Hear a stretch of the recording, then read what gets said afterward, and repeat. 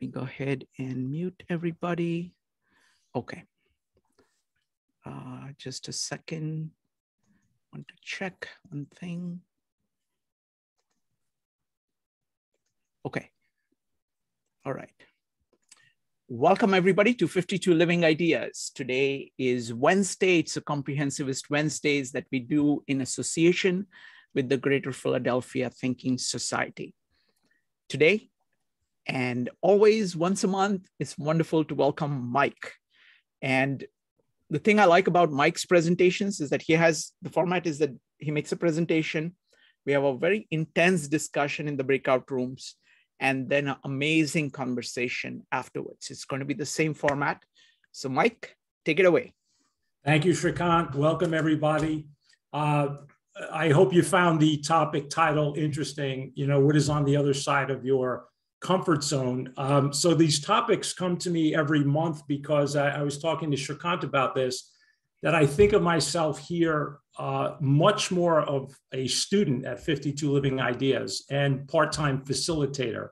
Part of my presentation tonight will come from expertise. I'll be talking about how we deal with the comfort zone with chess players and tournament chess players specifically. But most of it is going to be about my journey of taking this very specific method of trying to learn something and applying it to the topic of comfort. Now, in order for it to fly on a comprehensivist Wednesday, I have to make sure that it kind of ties in with the main topics of comprehensivism, which are the breadth, like what is the range of topics that you are willing to study or that you know things about, number one. Number two, at some point, are you establishing depth in any of these various topics? And then there's kind of a third component, that's really, can you synthesize that? Like, what is the point of having knowledge in a broad range of topics? I mean, that's wonderful on the surface. And it's also wonderful if you get really good at a couple of those and go very deep. But I think to kind of tie it into the 52 Living Ideas format, you need to synthesize. You need to be able to turn it into a working knowledge. And that's what I've tried to do here, especially the last two meetups. So if you had a chance to look at the intro that I sent out, I did a very short intro video myself, and then I had two seemingly very, very different presenters of the comfort zone. One was Gaur Gopal Das, who is an Indian life coach. And he in the video, he's dressed in a certain way. He has a certain look about him. His arms are folded and he's speaking very gently. And he's talking about this wonderful story about a falconer who had two falcons, and one just flew to the sky very easily. And the king below noticed that one falcon wouldn't leave the branch. And he went through this beautiful story about how he went to some local farmer. He wanted to get somebody who was connected to nature to solve the problem of why the second falcon was not flying. The next day, the king wakes up and he looks up and there's the second falcon majestically high in the sky. So he wanted to meet the person who got this done. And the local farmer said, look, all I did was cut the branch that the bird was sitting on, and the bird had no choice but to fly. So that was presented to you in this very eloquent, very almost in a mystical way. And then I added Mr. David Goggins, who is an ex-Navy SEAL. He wrote a book called You Can't Hurt Me. And Goggins may be the premier author if you wanted to take a look at extreme ways to take you out of your comfort zone. He's done things like run 6 or 7 ultra marathons consecutively during a week. He'll run a 100-mile race in a week, and he'll do it again the week later. So I purposely put the two back to back just to give you an idea of kind of what influences me, because I think if you start looking at your own personal comfort zones, if you want to make progress somewhere, I think it's important to have a regulator. And what I mean by that is you can't just willy-nilly start stretching out. It's dangerous. It's physically dangerous. For example, if you want to do that in the gym. For those of you who let's say you feel like you've fallen out of shape and you go back to the gym, the simple task of getting on a treadmill is going to send your body haywire sometimes. And that's only because you're messing with the homeostasis. Anything the body perceives as an enemy to what it thinks is its normal routine, it's going to react. You're going to turn red, you're going to sweat. And you can also intellectually burn out if you don't have a regulator. So I think what we've established here at 52 Living Ideas is sort of a regulator in that we know each other well enough so that we can push each other, but just to the right amount. Now, what I did this time, and I did this in the last presentation as well, is as I was working through the material I wanted to present, I actually hired Gaur Gopal and David Goggins to coach me. Now, I didn't really hire them, but I did put them in the back of my mind. And I'll give you an example of how Goggins would approach me personally if I needed to stretch out. So I am a chess teacher and a chess coach. There's a difference there. Teaching chess in a classroom, I'm relaying information to kids who are not necessarily competing. And then as a coach, I'm training tournament players. And I'll get into a little bit later about what it's like to kind of get a kid, a young person to stretch out. But I was also a very competitive player. I played a lot because I really enjoyed it. But since COVID, I haven't been playing so much. So let me share with you what Goggins did to me and Gaur. So Gaur starts the conversation by saying to me, I noticed you haven't played competitively in a year and a half. To which I replied, yeah, haven't been playing that well. I'm going to be 60 in September. He goes, oh, interesting. Anything else? I go, yeah, I have to now play against some of the students that I teach, and that makes me very uncomfortable. And, so maybe I don't want to play anymore. Oh, that's good. Anything else? Yeah, I kind of have this psychological barrier because when I'm normally sitting at the chessboard, I'm always nurturing the person behind, on the other side of me. So then when I go to play in a tournament, it's very hard for me to get competitive. And he says, oh, that's really very interesting, but nothing you just said stops you from playing. You can be 60 years old and still play chess. There's no law that says you can't play against your own students. Interesting. And how about just showing up to play? I don't see a reason why you can't do that. Even if you have a psychological problem, just play. And then Goggins chimed in. You know what he said to me? Well, he said to Gaur, actually, the reason he's not playing is because he still wants to win. And I caught myself. I learned something from this process, putting these two very different teachers, having me answer to them. Yes, it's true. I'm going to be 60. And when you're getting older, it's harder to play because you don't have the same energy you did when you were young.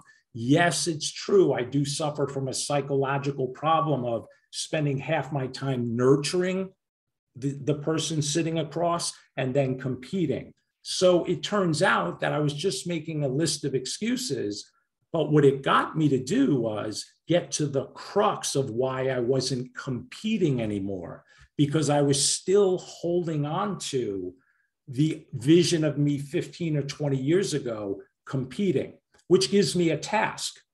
I'm very uncomfortable competing over the chessboard. So now I have things to work on. Let me give you another example. Here at 52 Living Ideas, if we can imagine a straight line of our breadth, and you have a person, let's say, who has an interest in mathematics, who works in finance, and maybe sees 52 Living Ideas has a poetry meetup on Monday nights. Okay, this person who is in finance knows a lot about options, very clear-headed, but during their morning call, the junior associates are being asked with more frequency to present, to give their opinion about the markets in the morning, and it drives her crazy. It makes her very uncomfortable. Ask her to model an option, she'll do it in a snap. Very easy for her to do in her comfort zone. But ask her to give her opinion in front of the more senior employees, and all of a sudden she starts to close in. Now, how does 52 Living Ideas fit into this? I think you have to pay a price in order to enjoy conversations at different levels. And what I mean by that is, if you push yourself to the point where you can participate in something that helps you incrementally get better at something, what's going to happen is you're going to create depth. And then someday at a party, you're going to meet somebody from a totally different discipline who's in the same situation that you are. Let me fill that in. I know absolutely nothing about poetry, but I've been drawn through these meetups to the poetry meetups on Monday. I've also been drawn into improv comedy. I don't know, many, many years ago I started, but that's something that really scared the dickens out of me, doing improv comedy. But going to the poetry meetups, I already have a wheel turning for me in that I'm already thinking to myself, I'm going to write my own poem someday. And not only am I going to write that poem, I'm going to show up in person somewhere and read that poem. Because what's happening is I'm listening carefully to the people who have much more experience than I do in poetry. I'm hearing cadence. I'm learning about meter. I'm watching the presentation with the poetry. Now, if I take you back to my friend who is in that finance dilemma, who mathematically has it all going on, but has very difficult time speaking at that call. Well, what if she became part of that poetry meetup or met that person live somewhere? They're at a party, they introduce themselves and they start a conversation. And the conversation takes them to where they both want to go. Because I can assure you, if you have something burning on the inside, like you really want to do something, you want to be that person on the stage, you will articulate that very, very well. So, for example, I can see Becky here in the camera. Let's just say Becky is the person at the poetry meeting and I'm the person at the call. As I start talking to Becky and she says to me, hey, you know what? I got involved with this poetry meetup. I actually took some chances and I'm about to read a poem in front of this poetry group next week. What is that going to do to the person with the finance dilemma? It is going to propel them because they have found kinship, right? That to me makes the study of the comfort zone fitting to comprehensivity. It works because as you go deeper, you're in two totally different disciplines, but you're having the same conversation. You're trying to get over the ability to express yourself verbally in two totally different fields. Let me do a little experiment. I'm going to read a quote from a movie. I'll give you a tiny hint. The movie Titanic came out last year. I believe this movie was from the same year. I'm going to read a quote, and if you know what movie it came from, I'm going to paraphrase. I might screw it up. Just type in chat and Shrikant will ask you to read it out. Here it goes. If I asked you to tell me about art, I bet you would give me the skinny on every art book ever written. Michelangelo, you know a lot about him. But I bet you can't tell me what it smells like in the Sistine Chapel. You never actually stood there looking up at that beautiful ceiling, seen that. Anybody know what movie that's from? Good Will Hunting. Good Will Hunting it is, Mr. Bullock. Thank you. So whether you know the backdrop to the story or not, Will Hunting is a genius. He's a genius. He's probably photographic memory, has read every book you can imagine, but he's never done any more than that. He's never had that experience. So for me, I really believe that when you push yourself and engage yourself with something that's a real experience, You have earned the right to have that conversation at a new level. I think it's a very, very important step. I think the next important step is to surround yourself with people who have the same goal, like we are here tonight, because then you can take the risk and you are going to get beat up. You are going to fail. As a matter of fact, Goggins in that video just gives you this litany of words like you're going to fail, self-doubt, then all this darkness. And then he just calmly says, and then all of a sudden there's this bright light. So I think this process starts by putting yourself in the right environment. Now, this topic is so broad. I broke it down for me into 3 little parts. One that I can speak expertly from, which is from coaching serious tournament chess players. The second is something that I'll call the arena or the stage, which I think is common to all of us. The story of the person on the stage as opposed to being in the audience. And then I'm going to end with something that I learned from this work that I feel strongly about, that I'm wondering if some of you will agree or disagree with. So first, the comfort zone from my professional perspective. Training tournament chess players and being very aware of their struggles, I have to learn to deal with something called a rating gap. And I hope you can see my hands here. A rating gap is essentially, you have a certain theoretical knowledge of chess. Now, this can be related, I think, to any topic, the piano, to math, to anything. You have what your coach thinks is a theoretical level of knowledge, yet your performance rating is below that. So there is a negative gap. The coach thinks you know X, Y, and Z theoretically, yet when you play and perform live, which I think chess is a performing art, you are live in action with a clock ticking, yet your rating is much lower. So what's the natural question to ask? There's discomfort there. The student, when I'm sitting with them in their house, I give them an assignment, they complete the assignment flawlessly. Their handwriting, when they hand it in to me, is beautiful. They're calm, they're reserved, they're measured. And then I watch them in a tournament when their time starts to go down, especially when they're not in a winning position, not losing, but they're kind of worse, meaning they're doing their best to hold on to the position. They're really struggling to hold on. And little by little by little, they start getting pushed back, and eventually they lose the game. So what causes that gap? When you converse with the student, you find out very quickly that they're uncomfortable. Now, this is 2022. Let's say this is a 12-year-old who, again, is measured, calm, and competent in front of me, but over the chessboard, there seems to be this lag. Well, what causes that? Well, how about the fact that that student has 90% of the information and interface digital and imagery? So all of the information that they're processing is coming through a computer.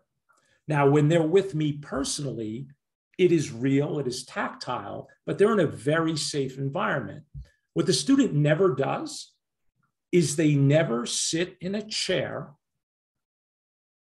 without any noise, without any distraction, and just take a piece of paper and a pen and think, because that's exactly what they're doing when they're playing chess. The only electronics are a clock, but they have to notate their games. They have to write the moves down. That's very easy. What do I have to do? A pawn moves to a square, I write it down. A knight moves to a square. But if they're practicing with a computer during the week, all of a sudden they're in a room, there could be 50 people in the room, there is no noise. I'm not sure, we don't have time to poll everyone, but I'm not sure how many of you actually sit in rooms with zero noise or zero distraction. It's actually very hard to do. So what we do professionally is we try to mimic the tournament experience. What will you be doing? You will physically have your elbows on a table in some sort of calculating pose. Now, this is uncomfortable. If I ask some of you to sit like this for 10 minutes, you're not going to want to do that. There's discomfort. But as a coach, it's my job to make the student practice that at home so that when they get to the tournament, and they do it over and over, so when they get to the tournament, this is rote. And Goggins mentions in that video, even some of the most extreme disciplines and actions that he went through, they became like breathing to him. So what we try to do is mimic the tournament experience. I have teenagers that I piss off sometimes on purpose. They tend to be, I would say, a typical teenager where I'll recommend a move or a line of thought in a position, and they'll say, yeah, I saw that, but I think this is better. Let's move on to the position. And I won't do that. What I'll do is I'll just go old school and I'll kind of lean in and pause and create some dead air time, which doesn't really work well during a presentation, but it works wonders with a teenager who wants to get on to the next thing. So if I pause and sit, and I can see physically the tapping of the hands, now I know the student is uncomfortable, which is what I want, because that student is going to be uncomfortable when they play chess. So then what do we do the next lesson? We amp that up.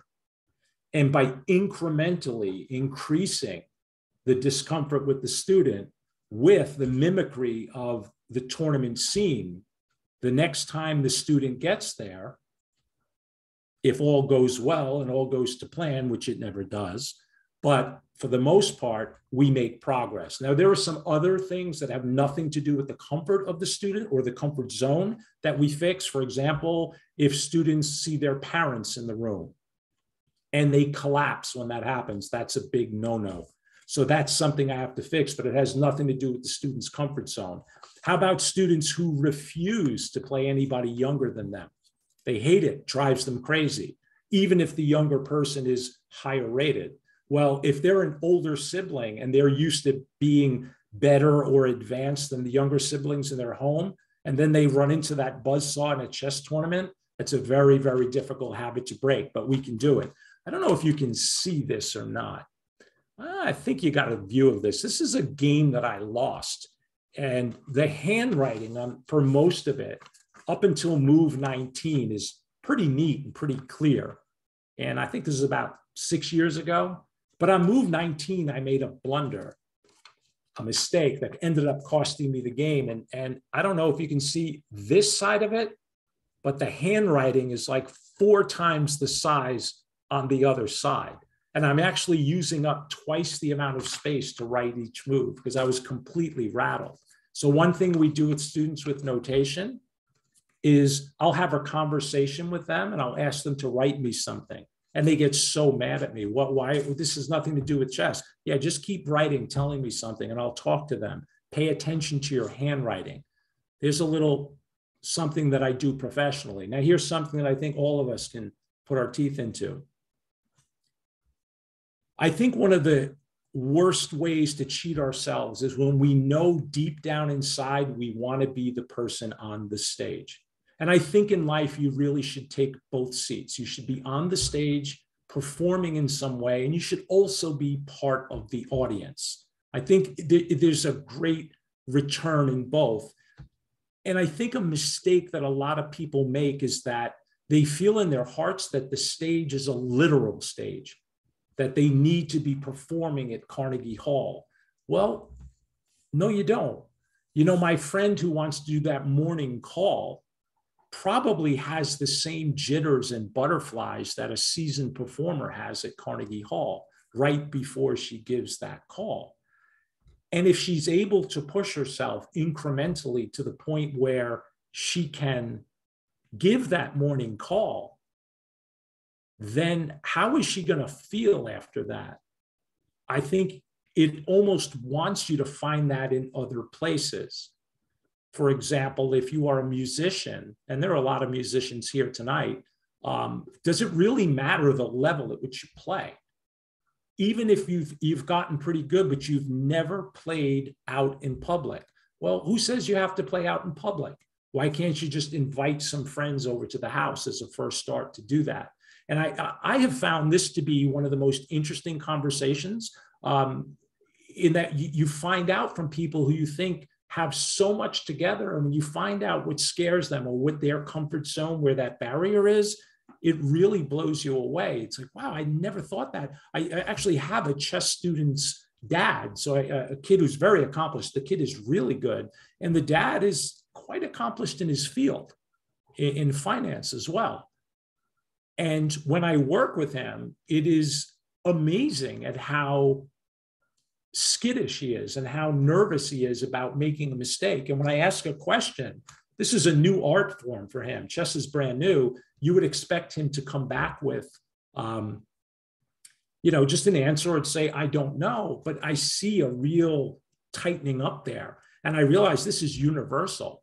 But I think, that expression of dancing like nobody's watching, I think that's so, so important, especially when you wrap yourself around people who have experienced it too. So again, going back to the poet, if you find yourself the courage to go and, number one, write the poem yourselves, this is your own work, and then read it in front of all of those people, I think you're paying a price up front.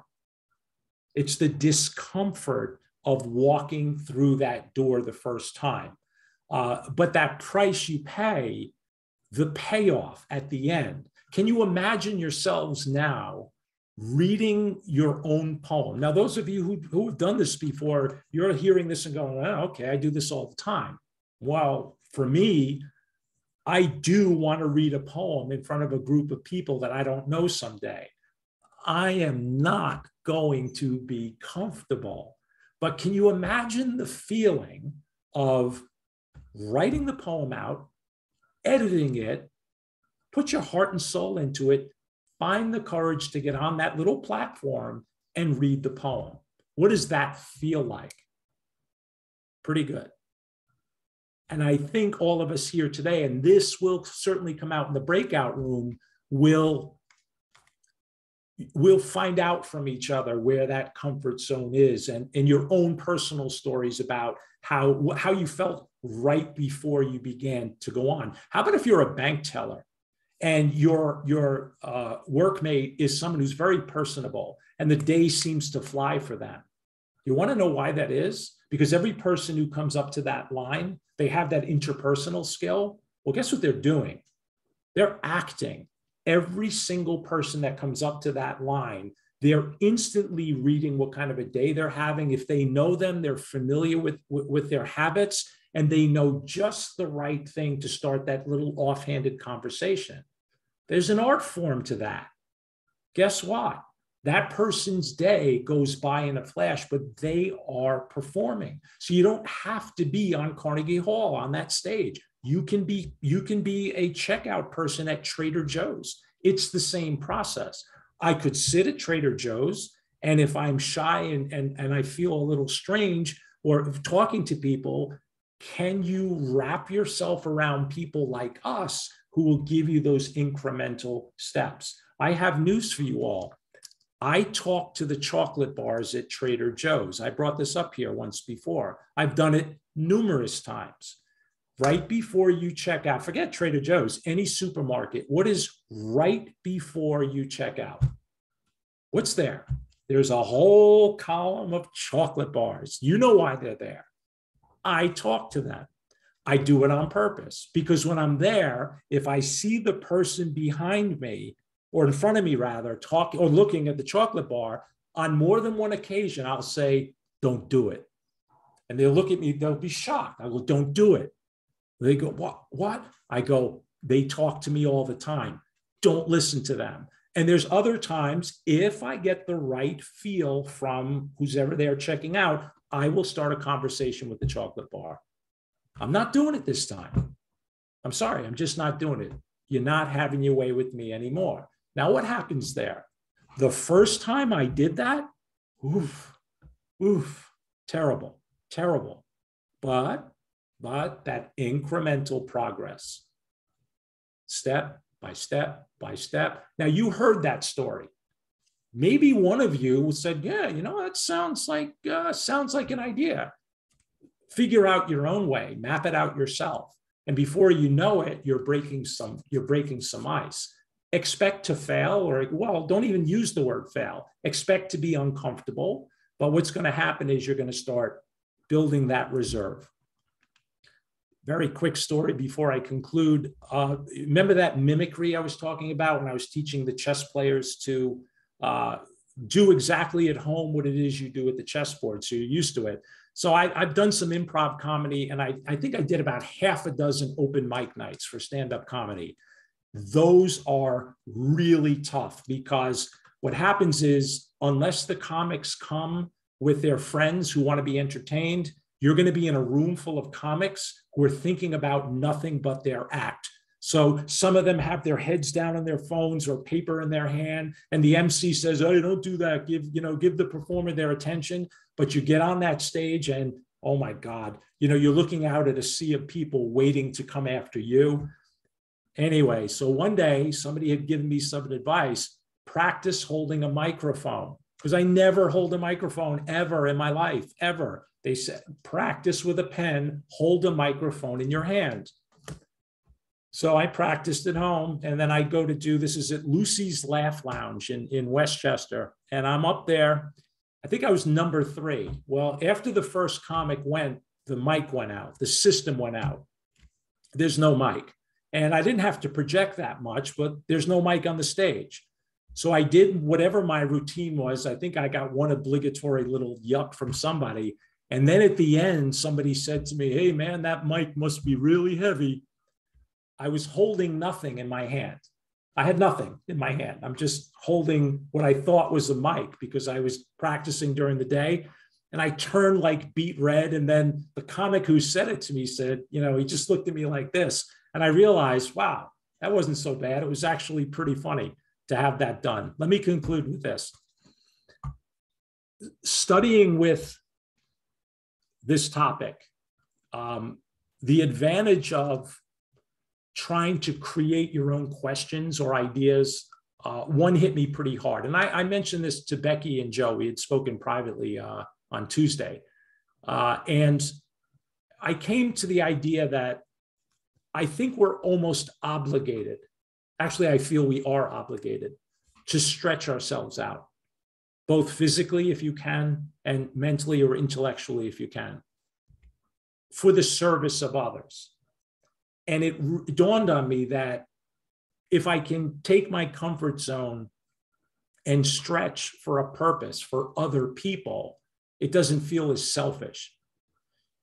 The example I'll give is when I went back saying, "Oh, I'm going to be 60, I can't play chess." Yeah, well, that's not true. But if I can get myself in really good physical condition for my age and stretch myself, then I can play with my grandkids if I have them, can I? Physically. If I'm in good physical shape, I can help Becky move some of her boxes if she moves from place to place. Intellectually, if I push myself and I stay sharp, I can help my goddaughter with her schoolwork rather than just say, "Go ask your mom," or just go do something else. And the more I thought about it, it kind of felt for me that that is another version of fuel to propel you to break your own personal comfort zone. The obligation of doing it for the service of others. So I will end there. Very quick recap. I used mimicry to help my students copy what they do. I felt pretty deeply about the arena that all of us, all of you, should have some area in your life, whether it be on Carnegie Hall stage or at Trader Joe's, that you create your own stage to perform on, and then finally consider stretching yourself out for the service of others. Wonderful. Thank you. Thank you, Mike. Mike, I want to make 2 points. Sure. First, I want to be a little bit nostalgic.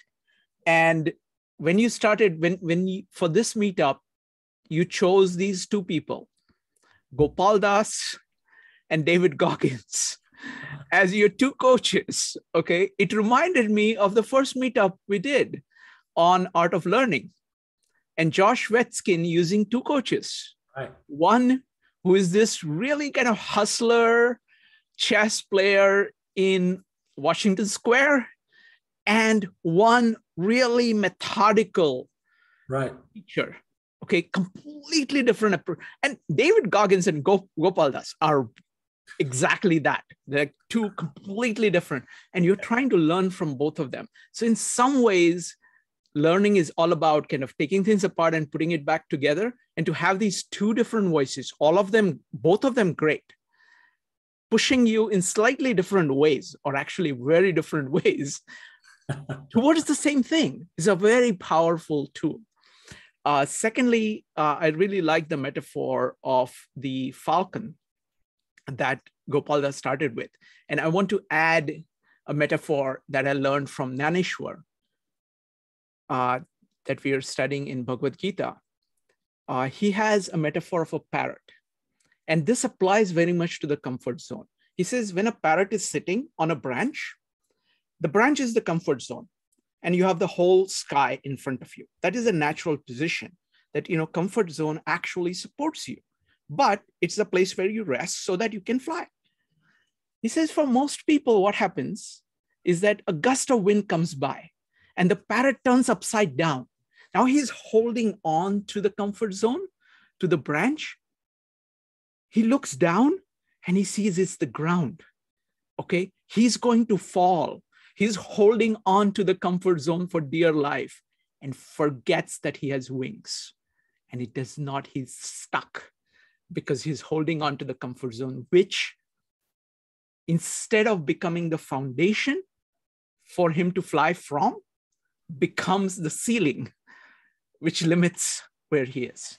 So that's, so with that, let's go into the breakout rooms. We're going to have 3 moderators. So let's do this right. Because what we want to do, Mike and I, we want to see what you think about the comfort zone.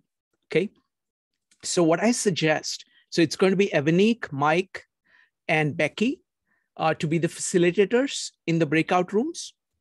And what you do in the breakout rooms, let everybody talk for a couple of minutes about their thoughts on breakout room, about comfort zone, and then try to crowdsource questions and discuss the questions a little bit amongst yourself so that when you come back with the best questions. Now the facilitators can can keep track of all the questions that other people have. And this is the idea that Evanik came up with, which I'm making standard now in the breakout rooms. Facilitators can keep track of all the questions. They can have people vote on the questions if they want, okay? But collect all the questions, but other people can add any more questions when they come back, okay? So when we come back, let's crowdsource all the questions that everybody has about comfort zone. And then I will organize all of them and we'll go through them kind of more general to more specific. And then everybody gets to answer them. So that's the plan. Mike, would you like to add anything before we go to the breakout rooms? No, not really. Only that in the past, it's been a really broad spectrum. You can really come at this from anywhere. So if you feel strongly about anything that I said, or obviously what you're feeling inside, just, yeah, I'd love to hear it. Absolutely. So we really want to hear what you think about the comfort zone.